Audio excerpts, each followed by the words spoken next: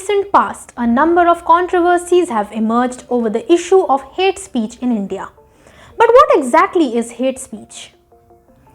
Hate speech does not have a proper definition as such, but those who engage in this use freedom of expression as their excuse to indulge in such acts. Hate speech originates from the concept of hate mongering, promotion of violence or incitement, which not always ends up in physical violence, but in itself it is considered violent and derogatory.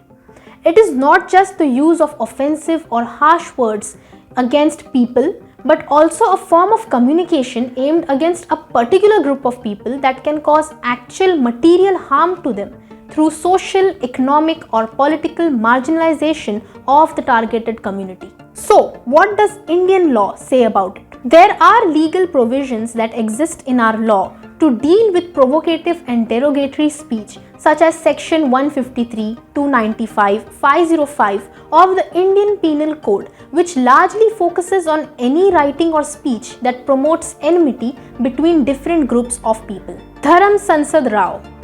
The 3-day Haridwar Dharam Sansad that happened last year in mid-December shook the nation when it was revealed that Hindu extremist speakers indulged in a series of anti-Muslim rants. It was also alleged that the speeches delivered had openly called for the murder of an entire community. This is the biggest and the latest example of hate speech. Online hate content. While hate speech happening physically is easier to track, what goes on in the online world is always confusing. The laws that exist are not powerful enough to stop hate content from spreading through the web, as it is very tough to identify and catch people hiding behind a computer screen.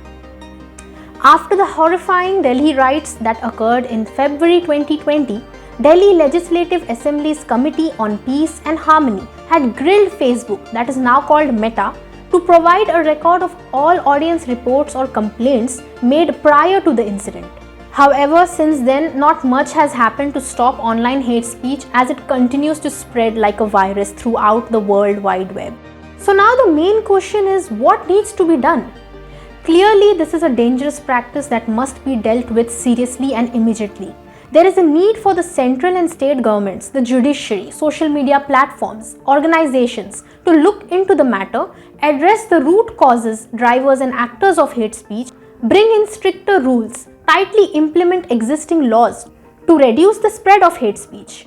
Institutes, religious organizations and companies must practice policies that deal respectfully with individuals from different backgrounds, especially those belonging to the minority community. On an individual level that you and I can do, as citizens, we can reflect on the problem and act on a solution.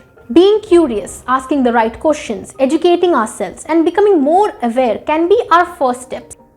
Dealing with this through the logic lens can help in identifying and countering hate speech. Engaging in supporting the victims of hate speech, engaging in advocacy can also help in further tackling this issue.